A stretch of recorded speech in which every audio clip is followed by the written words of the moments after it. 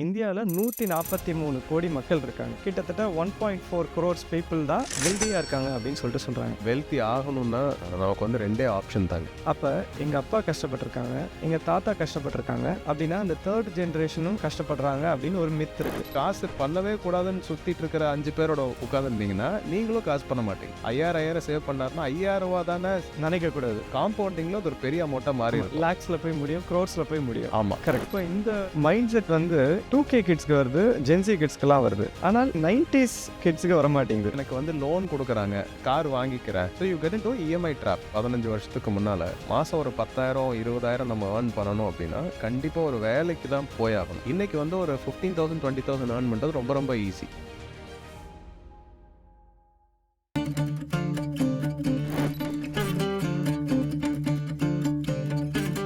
So வணக்கம், hot seat பிரதீப்பில் இன்றைக்கி ரொம்ப முக்கியமான ஒரு ஷோ பார்க்க போகிறோம். ஒருத்தர் 20 lakhsக்கு ஒரு பிஸ்னஸ் 15 years பேக் ஸ்டார்ட் பண்ணி பேங்க்ரப்ட் ஆகி ஜீரோ ஆகி, இல்லை நான் இங்கே தான் இருக்க போகிறேன் அப்படின்னு சொல்லிட்டு அங்கேருந்து மில்லினியர் ஆகி மோர் தென் 500 அவுட்லெட்ஸுக்கு மெயின் பேக் போனாக இருந்து மோர் தென் 45,000 பீப்புளுக்கு வந்து அவர் பிஸ்னஸ் கோச் பண்ணி அவங்களும் வந்து மில்லியனராக இருக்காங்க. ஸோ இன்றைக்கி நம்ம பார்க்க போகிற கிரேட் பர்சனாலிட்டி வந்து mister Suresh Radhakrishnan. Hello sir. Hello, welcome to the show. Thank you so much for having me. Thank you. பிஸ்னஸ்க்குள்ளே போகிறதுக்கு முன்னாடி நிறைய எங்களுக்கு ஒரு காமன் கொஷின்ஸ் இருக்குது சார். நிறைய அதை கவர் பண்ணணும்னு நாங்கள் ஆசைப்படுறோம். கண்டிப்பாக. ஸோ இன்றைக்கி என்னென்னா 99% ஆஃப் பீப்புள் வந்து they are not wealthy and 1% of people தான் வெல்தின்னு சொல்லிட்டு சொல்கிறாங்க. இது எப்படி சொல்கிறாங்கன்னா, நேஷனல் சாம்பிள் சர்வே ஆஃபீஸில் இருந்து அந்த ரிப்போர்ட் டைரெக்டாக சொல்ல மாட்டாங்க, பட் பேஸ்ட் ஆன் MPC, அதாவது monthly per capita consumer expenditure, அந்த ரிப்போர்ட் அடிப்படையில் இந்தியாவில் 143 கோடி மக்கள் இருக்காங்க. அதில் வெறும் 1.5 கோடி மக்கள் வெல்தியாக இருக்காங்க அப்படின்னு சொல்லிட்டு சொல்கிறாங்க. இது எதனால் சார் இவ்வளோ கேப்பு? இப்போ வந்து வெல்த்தி ஆகணும்னா நமக்கு வந்து ரெண்டே ஆப்ஷன் தாங்க. ஓகே. இப்போ வந்து ஒருத்தர் ஏழ்மையாக இருக்கார், படிக்கலை, அவர் ஒரு பிஸ்னஸ் பண்ணி அப்படி வெல்த்தி ஆக முடியும். அது ஒரு ஆப்ஷன். இல்லை ஒருத்தர் வந்து ஒரு மில் ஒர்க்கராக இருப்பார், அவர் ஒரு 10,000 15,000 தான் அவருக்கு சம்பளம். இப்போ நான் படித்த டைமில் நிறைய மில்ஸில் வந்து வேலை செஞ்சுருக்காங்க. என்னோட ஃப்ரெண்ட்ஸோட அப்பாக்களே நிறைய பேர் வேலை செஞ்சுருக்காங்க. ஏன்னா என்னோட அப்பாவே ஒரு மளிகை கடை நடத்திட்டு இருந்தவங்க ஒரு கடை. அவங்க படிக்கலை, 8th standard 10th standard கூட கிராஸ் பண்ணலை. அப்போ அவங்களுக்கு என்ன வருமோ அவங்களுக்கு தகுந்த மாதிரி ஸ்கில்லுக்கான வேலையை மட்டும் அவங்க பார்த்துட்டு இருந்தாங்க. அவரோட பையன் வந்து என் கூட படித்து நல்ல மார்க் வாங்கி ஒரு இன்ஜினியரிங் காலேஜில் சேர்றான். இன்ஜினியரிங் காலேஜ் சேர்ந்து நல்ல மார்க் வாங்கினதுனால நல்ல வேலை கிடைக்குது. அவங்க அப்பா வந்து ஒரு 30 வருஷம் ஒரு இடத்துல வேலை செஞ்சு வாங்கிட்டு இருந்த சம்பளத்தை அந்த பையன் மாதத்திலேயே தாண்டிடுறான். ஆமாம், கரெக்ட். இப்போ அவன் ஒரு 5 வருஷம் கழிச்சு பார்க்கும்போது 1 லட்ச ரூபா சம்பளம், இல்லை 2 லட்ச ரூபா சம்பளம். US போகிறாங்க, UK போகிறாங்க, அப்புறம் ஊரில் வந்து இடம் வாங்குறான், வீடு கட்டுறான், 2 வீடு கட்டுறான், ஃபார்ம் வாங்குறான். இந்த மாதிரி அவங்க ஃபேமிலி வந்து இன்னைக்கு வெல்த்தி ஆயிடுச்சு. எஸ். இப்போ இந்த 2 ஆப்ஷனை நோக்கி போக முடியாதவங்களுக்கு வெல்த்தி ஆகிறதுக்கான வாய்ப்பு இல்லை. பரவாயில்ல பேசப்படுறது வந்து படிக்க தேவையில்லை, காலேஜ் போக தேவையில்லை. காலேஜ் போகாம பெரிய ஆள் ஆனவங்கள நீங்க ஒருத்தர் 2 பேர் காட்டினா, காலேஜ் போய் பெரிய ஆள் ஆனா நான் ஒரு 1000 பேரை காட்ட முடியும் என்னால. புரியுது. அப்போ கல்வி ரொம்ப முக்கியம், எஜுகேஷன் ரொம்ப முக்கியம். ஸோ எஜுகேஷன் வந்து எம்பவர் பண்ணி வெல்த் கிரியேட் பண்ண முடியும். ஓகே.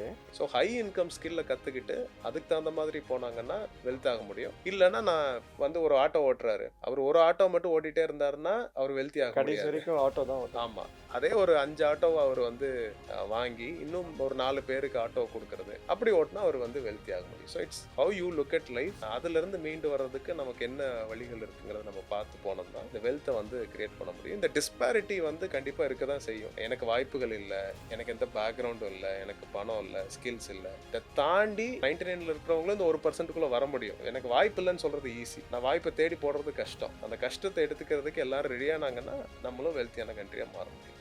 ஓகே சார், நீங்கள் வந்து சொல்கிறப்போ ஒரு விஷயம் சொன்னீங்க, எங்கள் அப்பா கஷ்டப்பட்டாங்க அண்ட் யூ மென்ஷன்ட் ஜென்ரேஷன். அப்போ எங்கள் அப்பா கஷ்டப்பட்டிருக்காங்க, எங்கள் தாத்தா கஷ்டப்பட்டிருக்காங்க அப்படின்னா அந்த தேர்ட் ஜென்ரேஷனும் கஷ்டப்படுறாங்க அப்படின்னு ஒரு மித் இருக்குது. இப்போ அதை பிரேக் பண்ணணும் அப்படின்னா ஒரு ஃபாதராக நம்ம இதை எப்படி சார் பிளான் பண்ணுறது? இங்கிலீஷில் ஒரு ஃபேமஸ் கோட் இருக்குங்க, you are the average of 5 people whom you spend the maximum time with. உங்களை சுற்றி வந்து பணமே இல்லாதவங்க அதிகமாக இருக்கிறாங்க, ரொம்ப ஏழ்மையானவங்க அதிகமாக இருக்கிறாங்கன்னா அவங்களோட திங்கிங் டிப்பிக்கலாக பணம் இல்லாதவங்களோட மக்களோட திங்கிங் என்னன்னா, என்னால் பணம் பண்ண முடியல, அதனால பணம் தேவையில்லை வாழ்க்கைக்கு அப்படிங்கிற ஒரு கண்டென்ட்மெண்ட் அவங்களுக்குள்ளே இருந்துட்டு இருக்கும். அப்போ பணம் பண்ணுறது தப்பு. பணம் அதிகமாக வச்சிருக்கிறவங்கள பார்த்தா கோபம் வரும். அந்த மென்டாலிட்டி இருக்கு. சரியான வகையில் அந்த பணத்தை பண்ணலை. இப்படி ஒரு 4 பேர் நம்மளை சுற்றி பேசும்போது பணத்து மேலே இருக்கிற அபிப்பிராயம் வந்து நமக்கு நல்ல விதமாக இருக்காது. See, when you don't attract money, money will not attract you. அப்போ இது எப்படி மாற்றலான்னா, நான் இன்னைக்கு நிறைய சோர்சஸ் இருக்கு. நான் ரெக்கமெண்ட் பண்ணுற ஒரு சோர்ஸ் வந்து புக்கு படிக்கலாம். இப்போ சைக்காலஜி ஆஃப் மணின்னு ஒரு புக் இருக்கு. ராபர்ட் கியோசாக்கி எழுதின வெல்த் கிரியேட் பண்ற புக்ஸ் நிறைய இருக்கு. லைபிலிட்டின்னா என்ன, அசட்னா என்ன, எப்படி பணத்தை வந்து மல்டிப்ளை பண்றது. இப்போ இந்த தாட் ப்ராசஸ்க்குள்ள நம்ம வரணும். இன்னைக்கு நான் வந்து ஒரு வேலை பண்றேன், இந்த வேலைக்கு வந்து 5000 ரூபாய் இருந்தா போதும்னு நம்ம நினைக்கிறது வேற. ஆனா அந்த வேலையை நான் இன்னும் பெட்டரா பண்ணி 50,000 ரூபாய் வாங்க முடியும்னு நான் ஃபர்ஸ்ட் நம்பணும். நான் நம்பினேன்னா தான் அந்த 50,000 எப்படி ஜஸ்டிஃபை பண்ணி நான் ஒருத்தர்கிட்ட அந்த 50,000 வாங்க முடியுங்கிறது நான் அப்புறம் உட்காந்து கால்குலேட் பண்ணுவேன். So money is always in the mind first. இப்போ ஒருத்தர் வந்து ஒரு 100 கோடி ரூபா ஏர்ன் பண்ணியிருக்காருன்னா, ஒரு 100 கோடி ரூபா ஏர்ன் பண்ணவரோட மைண்ட் செட் என்ன இருக்கும்?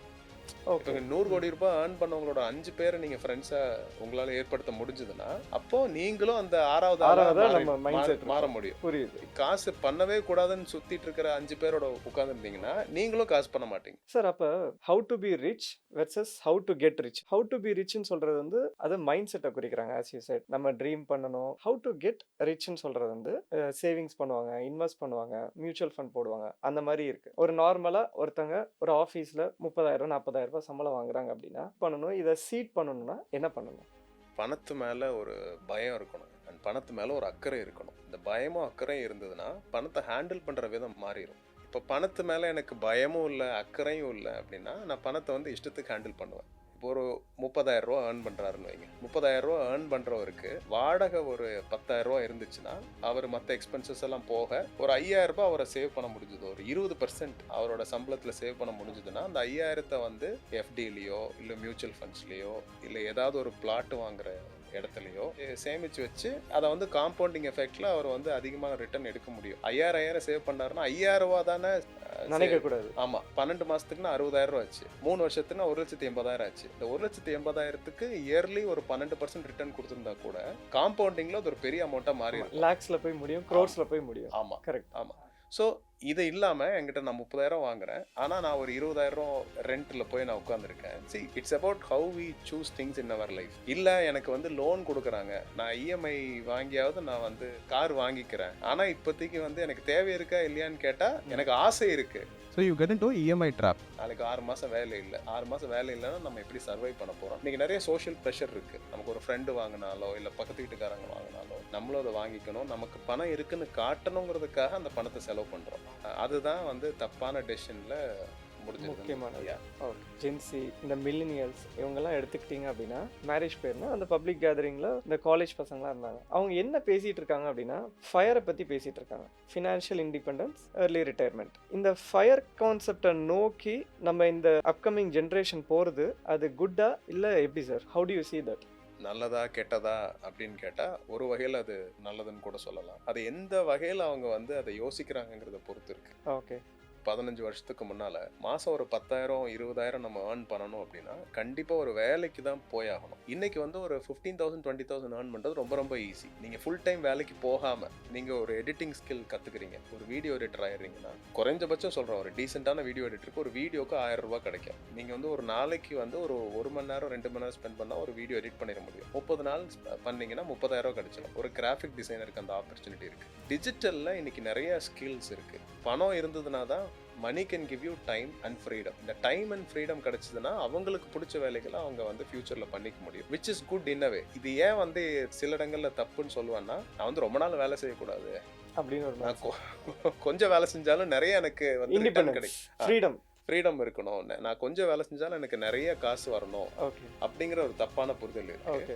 60 செகண்ட் ரீல் பார்க்குறவனை கொண்டு போய் நீ வந்து டெய்லி 9 மணி நேரம் ஆஃபீஸில் உட்காரணுங்கிறது அவனால உட்கார முடியல. Which in a way it's a problem social media has created. But ஆனால் இதை வந்து நமக்கு லாங் டேர்மில் லைஃபுக்கு என்ன வேணுங்கிறத யோசிச்சாங்கன்னா I think they can overcome. Okay. Sir இப்போ இந்த மைண்ட் செட் வந்து 2K கிட்ஸ்க்கு வருது, ஜென்சி கிட்ஸ்க்குலாம் வருது. ஆனால் இந்த மைண்ட் செட் வந்து 90s கிட்ஸுக்கு வர மாட்டேங்குது. அவங்க வந்து ரொம்பவே பொறுப்பா இருக்காங்க. எப்படின்னா, ஐயோ இல்லப்பா நான் போய் ஒரு இடத்துல வேலை பார்க்குறேன், இதுதான் எனக்கு சேஃப் அண்ட் செக்யூர். அப்போ ஓவர் தி டைம் மணி மேல இருக்கிற மைண்ட் செட் வந்து ஒவ்வொரு ஜென்ரேஷனா மாறுதா சார்? அபிப்பிராயம் மாறுதா? கண்டிப்பா மாறுதுங்க. எப்படி சார் சொல்றீங்க? இப்போ இதுல 2 ஃபேக்டர்ஸ் இருக்குங்க. ம். ஒன்னு வந்து பேரண்டிங், இன்னொன்னு நமக்கான எக்ஸ்போஷர். நான் வந்து மில்லினியல் கிட். 90ஸ்ல வந்து டிவி பார்க்கணும்னா ஒவ்வொரு வீட்டுக்கும் ஆண்டனா போடணும். கரெக்ட். அதாவது இது எப்போன்னா கேபிள் டிவிக்கு முன்னால ஆமா. தனி ஆண்டனா இருக்கும், ஆ. ஒரு சேனல் தான் இருக்கும், டிடி மட்டும் தான் வரும். அதுல ஒளியும் வெள்ளிக்கிழமெல்லாம் வரும். வெள்ளிக்கிழமை வரும். அந்த yes. புது பாடல்கள் அந்த டைம்ல அந்த தான் எஸ் போடும். கரெக்ட். புது பாட்டுக்கே நான் வந்து ஒரு வாரம் வெயிட் பண்ணணும். டிவி சரியா தெரியல, மழை பெய்யுதுன்னா போய் ஆண்டனாவை திருப்பணும். மின்னல் அடிச்சுன்னா டிவி தெரியாது, கிரெயின்ஸ் வரும், நாய்ஸ் இருக்கும். கிரெயின்ஸ் வரும், நாய்ஸ் இருக்கும். வீட்ல ஃபோன் கிடையாது, வெளியில இருக்கும். ட்ரங்க் கால் புக் பண்ணி கால் பேசணும். ஆமா, அதுக்கு ஒரு டைம் புக் பண்ணா அப்ப போய் தான் அப்ப பேசணும். போய் தான் பேச முடியும். Correct. ஸோ ஒரு ஃபோன் கால் பண்றதுக்கே நான் ஒரு 4 மணி நேரம் 6 மணி நேரம் வெயிட் பண்ணி தான் ஒரு ஃபோன் காலே பேசணும். அப்போ அதுக்கப்புறம் கேபிள் டிவி வருது, அப்புறம் பிரைவேட் சேனல் வருது, அப்புறம் படங்கள் போடுறாங்க, அதுக்கப்புறம் மொபைல் வருது, இமீடியட்டா கால் பண்ண முடியுது. இப்போ அதெல்லாம் போய் இன்னைக்கு நான் ஒரு படம் பார்க்கணும்னா ரொம்பலாம் வெயிட் பண்ண வேண்டியதில்லை. நான் நெட்ஃபிளிக்ஸை போட்டேன்னா, பிரைம்ல போட்டா உடனே படம் பார்த்துடலாம். Exactly. So everything is in your own hand. எனக்கு என்ன மைண்ட் செட் இருக்கும்னா, நான் கஷ்டப்பட்டு எதையுமே வெயிட் பண்ணி பொறுமையா இருந்து நான் எதையுமே வந்து எடுத்துக்கல லைஃப்ல. எனக்கு எல்லாமே இன்ஸ்டன்ட், 2 மினிட்ஸ் மேகி நூடுல்ஸ் மாதிரி எனக்கு கிடைச்சிருக்கு. அது ஒரு காரணம். இன்னொன்று பேரண்டிங். என்னோட அப்பா அம்மா வந்து படிக்கல, அவங்க வந்து கஷ்டப்பட்டு பிஸ்னஸ் பண்ணி, நம்ம படிக்காதனால நம்மளோட நிலைமை இப்படி இருக்கு. இப்போ நம்ம பையன் வந்து நல்லா படிக்கணும். எஜுகேஷனுக்கு வந்து வீட்டில், அதுவும் ஸ்பெஷலி அம்மா வந்து ரொம்ப ஃபோக்கஸ்ட். மார்க் எல்லாம் கம்மியானா ஸ்கூலுக்கு வந்துருவாங்க, ஹார்ட் பனிஷ்மெண்ட்ஸ் எல்லாம் இருக்கும். அந்த மாதிரி ஒரு அப்ரிங்கிங் இருந்தது. அதனால எஜுகேஷன் மேல ஃபோக்கஸும் அதிகமா இருந்தது. காலேஜ் போகிறோம், வேலைக்கு போகணுங்கிற இன்டென்ட் வந்து ரொம்ப அதிகம். இப்போ அடுத்த ஜென்ரேஷன் பேரண்ட்ஸ் வந்து எப்படி இருக்காங்கன்னா, இப்போ நீங்க ஒரு 45 இயர்ஸ் 50 இயர்ஸ்ல பார்த்தீங்கன்னா, இவங்கெல்லாம் வந்து காலேஜ் முடிச்சு ஒரு ஐடி வேலைக்கோ இல்லை ஒரு பெட்டரான ஜாப்ஸ்க்கோ வந்திருப்பாங்க. 2 பேர் ஒர்க் பண்ற ஒரு கல்ச்சருக்குள்ள வந்துட்டாங்க. அவங்க எல்லாரும் ஹஸ்பண்ட் அண்ட் ஒய்ஃப் 2 பேருமே ஒர்க் பண்றாங்க. இப்போ ஒருத்தர் வந்து ஒரு 2 லட்ச ரூபா சம்பளம் வாங்குறாரு, இன்னொரு 2 லட்ச ரூபா சம்பளம் வாங்குறாங்கன்னா ஃபேமிலிக்கு 4 லட்ச ரூபா சம்பளம் ஆயிடுச்சு. வீட்டில் இருக்கிற பையனுக்கோ பொண்ணுக்கோ அவங்களுக்கான நீட் வந்து ரொம்ப கம்மி. ஏன்னா அப்பா அம்மா நல்லா சம்பாதிக்கிறாங்க. அந்த பேரண்ட்டுக்கு வந்து பையனை ஃபோர்ஸ் பண்ணுங்கிறது இல்லை. இப்போ முன்னால எல்லாம் ஒழுங்கா படிக்கலன்னா அந்த பையனை அடிங்கன்னு சொல்லுவாங்க. ஸ்கூலுக்கு போனா ஒன்னும் பிரச்சனை இல்லை, நீங்க டீச்சர் அடிக்கலாம்னு சொல்லுவாங்க, பேரண்ட் சொல்லுவாங்க. இன்னைக்கு வந்து எதுவும் கடுமையா கூட பேசிட முடியாது. சில இடத்துல பசங்க தான் வாத்தியார் அடிச்சு ரொம்ப சென்சிட்டிவா மாறிட்டு பேம்பரிங் வந்து அதிகமாயிருச்சு, பேரண்டிங் கம்மியாயிருச்சு. ஸோ இந்த 2 ஃபேக்டர்ஸ் தான் ஐ திங்க் முக்கியமா பெரிய ரோல் ப்ளே பண்ணிருக்குன்னு நினைக்கிறேன். சார், நீங்க வந்து ஒரு 45,000 பீப்புளை வந்து ஒரு வெல்த் கிரியேஷன் பண்ணி அவங்கள மில்லியனியரா மாத்திருக்கீங்க.